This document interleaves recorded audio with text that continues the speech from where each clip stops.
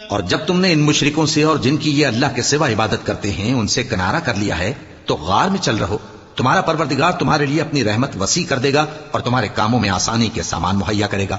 اور جب سورج نکلے تو تم دیکھو کہ دھوپ ان کے غار سے داہنی طرف سمٹ جائے، اور جب غروب ہو تو ان سے بائیں طرف کترا جائے، اور وہ اس غار کے کشادہ حصے میں تھے۔ یہ اللہ کی نشانیوں میں سے ہیں، جس کو اللہ ہدایت دے وہ ہدایت یاب ہے، اور جس کو گمراہ رہنے دے تو تم اس کے لیے کوئی دوست راہ بتانے والا نہ پاؤ گے۔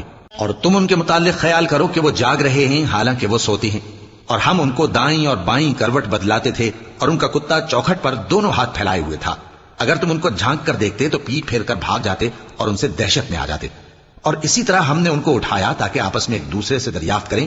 ایک کہنے والے نے کہا کہ تم یہاں کتنی مدت رہے؟